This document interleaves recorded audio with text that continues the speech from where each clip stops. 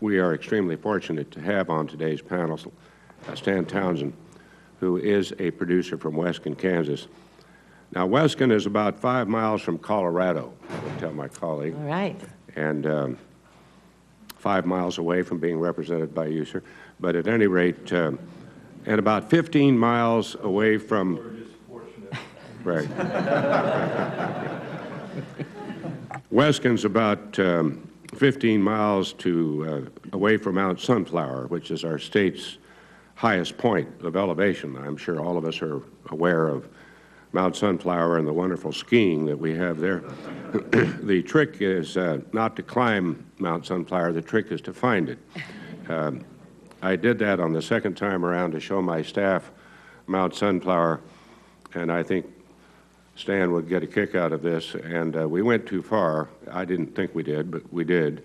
And then we saw a farmer in a truck coming down a gravel truck or road the other way. We stopped, and my driver said, "How'd you like to meet Senator Pat Roberts? He's your senator." And he said, "Well, I know you, Pat, but you're not my senator. You're in Colorado." So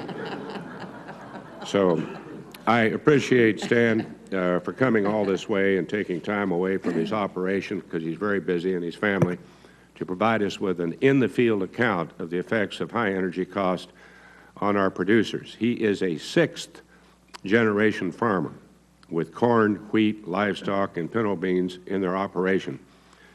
To diversify their production, they also package and market their beans. Townsend Farms is unique in that some of their farmland has never been farmed by anyone other than a Townsend, dating clear back to 1875. And it takes a lot of work to keep any amount of land in one family for that long. As he told me yesterday, you have to manage risk, you have to adapt to changing market conditions, and perhaps importantly, lay a proper foundation so that those who follow you can be successful. I know, Stan, that we can learn a lot from that message, and I thank you for being with us today. Thank you, Madam Chairwoman. Good morning, Chairman Stabenow, Ranking Member Roberts, and members of the Senate Agriculture Committee. I appreciate this opportunity to testify this morning about the role of energy prices and production on my operation. My fellow panelists have a broad range of experience in development and regulation of energy. I'm here today as a member of Kansas Farm Bureau to give the committee my perspective on impacts of energy prices in the field and management practices my family employs to mitigate costs and manage risk.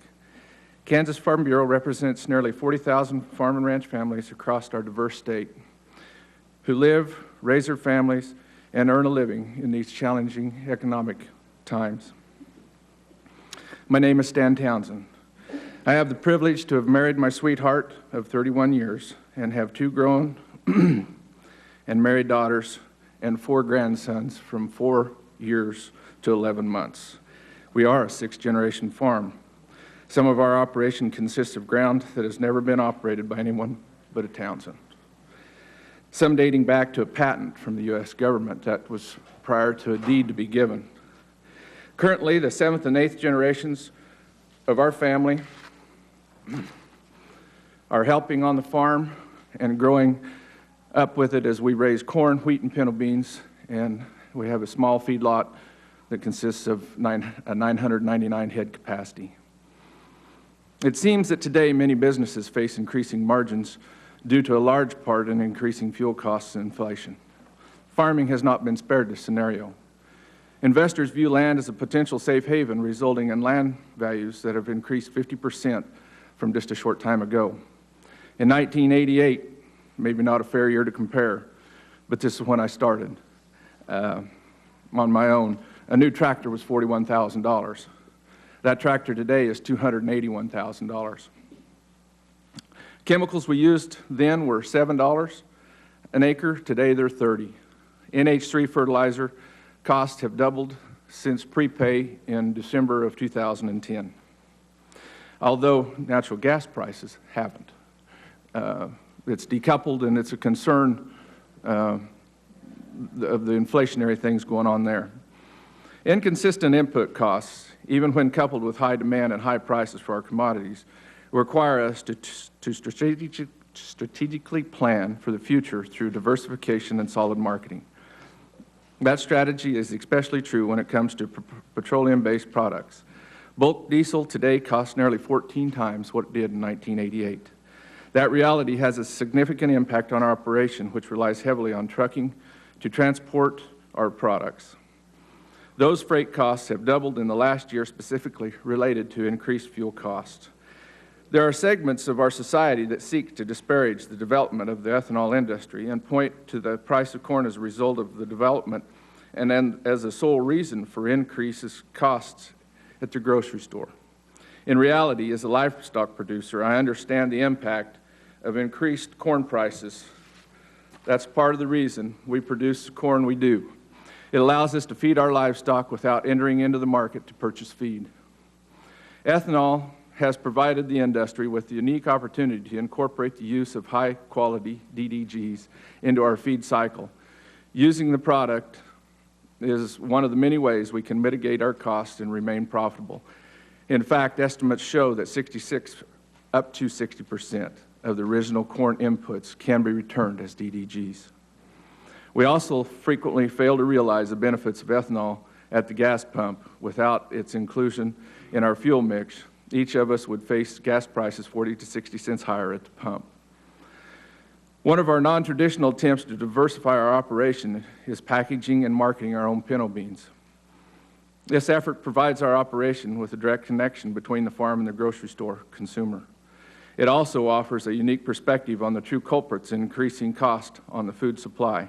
Again, the answer can be found in the input costs of petroleum-based products. Our 1-pound packages of dryable beans contains 8 cents in the packaging film, 20 cents in trucking, and 30 cents that the farmer splits with the processor. Yet another example of very tight margins across our family operation. At this point, I'd be remiss if I didn't mention the litany of regulatory costs that directly impact our operation. From environmental regulation, tax, paperwork, we spend countless hours in compliance with the latest efforts of our government. Recently, we've become concerned about the impact on our operation, providing health insurance health insurance reform documentation, W-2 reporting. Anybody that gets in W-2, we're going to have to produce insurance for. My family has been sustained by this land for 6 generations or 130 years. We've endured drought, hail, whatever debacle the particular generation might have been, beginning in 1873 when the Townsends left upstate New York and took a risk and headed west. On the Welch side of my family, their presence in the Great Plains dates back to the Cheyenne Indians, of which my grandmother was a member. This farm is my home and my livelihood. I only have to look into my grandson's eyes to remind me of my duty to ensure that indebtedness or bad decisions doesn't impact their future on this land. I continue to hope that our generation will learn that lesson and apply that knowledge to our government. The future of the next great generation is at stake. Thank you. Thank you very much. We appreciate